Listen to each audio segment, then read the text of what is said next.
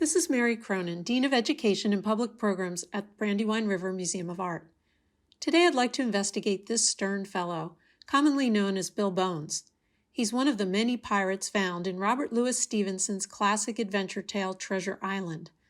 When N.C. Wyeth was commissioned by Scribners to illustrate this story, the artist was well aware that the image as reproduced in a book would be rather small, close to the size of his own hand, and nowhere near as large as the 47 by 38-inch canvas on which he painted the original. Given this challenge of scale, Wyeth had to think about how to make his depiction of Bill Bones seem larger than life in order to grab the reader's attention. Is he able to do this? Let's see what we think. First, the pirate is the main focus of the illustration. He stands just slightly to the left of center in a hazy landscape that suggests the cliffs of the title, but is otherwise unremarkable. Next, his posture is strong, with feet firmly planted on the rock and his right arm akimbo. The figure is made even larger by the dark cape billowing in the wind, but at no point does the viewer think that this sturdy pirate is in any danger of being blown off his perch. Finally, Wyeth includes only the most essential narrative details, such as the spyglass the pirate is using to search the cove for incoming ships, and the figure's reddened nose, the only hint of bright color in this scene dominated by shades of gray and black.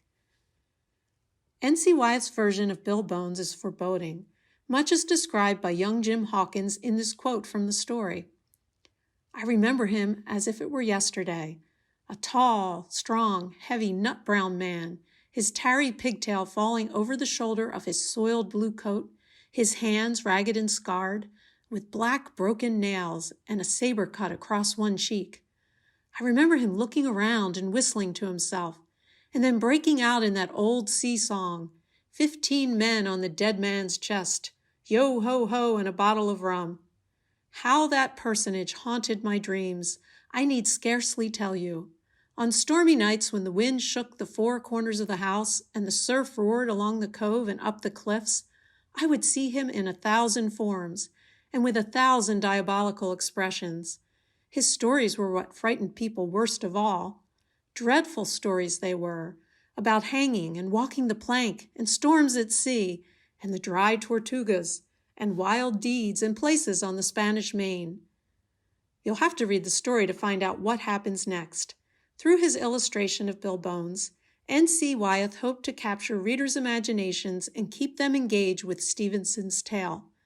Now that we've looked more closely together, do you think he was successful?